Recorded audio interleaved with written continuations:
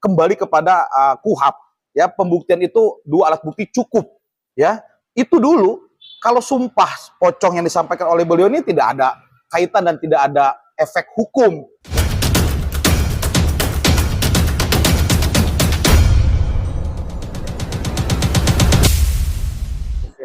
Di Indonesia, sumpah memang diakui sebagai alat bukti dalam peradilan.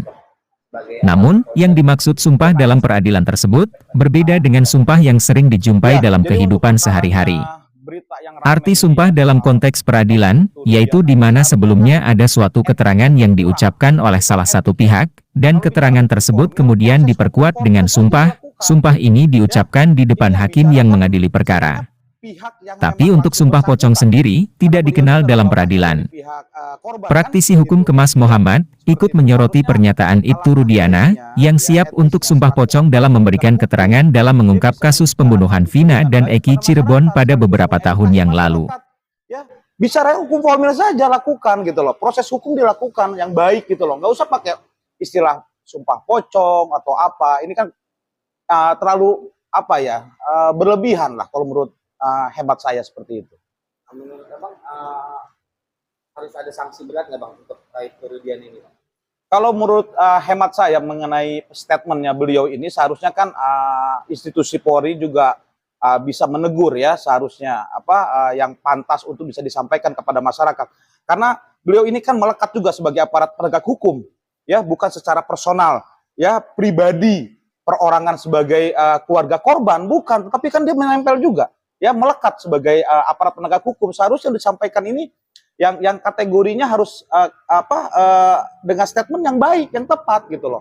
Seharusnya ada peneguran lah ya secara institusi kepada beliau agar ini lebih menjadi baik gitu loh di kalangan masyarakat untuk memahami konteks pernyataan dari beliau seperti itu. Ini kan kondisi itu saat itu kan mendapat desakan dari seluruh masyarakat Indonesia ya. Apakah itu karena desakan itu akhirnya dia berani melakukan sumpah pocong? Ya, sebenarnya kan sumpah pocong ini kan lebih kepada adat budaya kita masyarakat.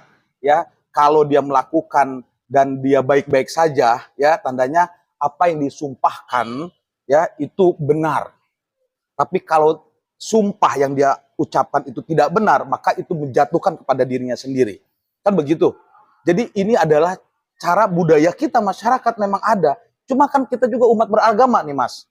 Ya kalau dia umat beragama dan beliau adalah seorang muslim, sumpah Quran, sumpah atas nama Tuhan, ya kalau tidak silakan ya berikan hukuman langsung di dunia gitu loh. Kalau dia umat beragama, seharusnya kan lebih menguatkan kepada keyakinan beragamanya dibandingkan budaya masyarakat misalkan seperti itu.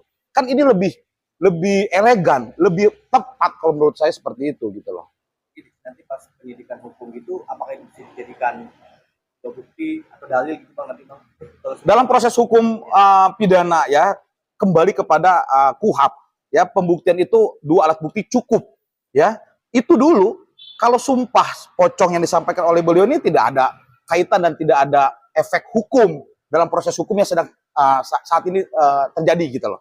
Itu tidak ada sedikit pun pengaruh. Kan masih aktif sebagai anggota polisi. Betul. Ketika nanti dia memang mau diperiksa atau itu bagaimana maksudnya menjaga polisi sendiri dan hukum KUHP yang dipakai itu undang-undang pidana militer atau KUHP yang ya untuk beliau ini kan tentunya ada proses internal di kepolisian.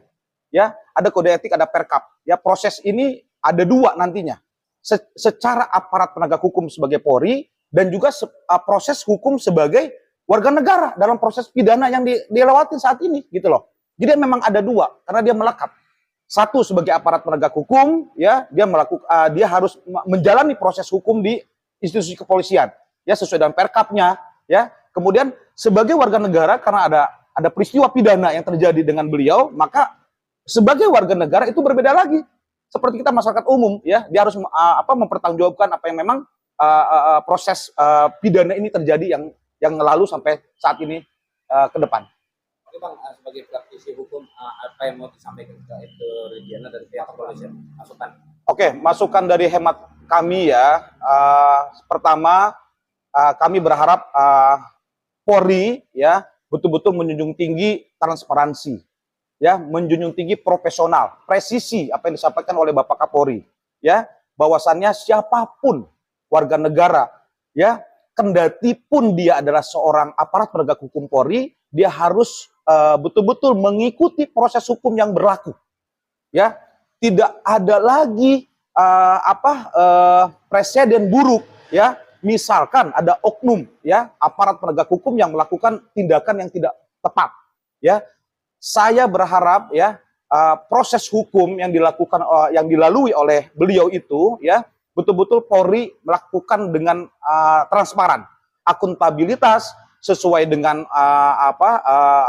Perkapolri dalam hal ini yang melekat sebagai aparat penegak hukum dan juga KUHP, ya. Jadi betul-betul kami harapkan ini proses berjalan dengan sangat baik, gitu loh.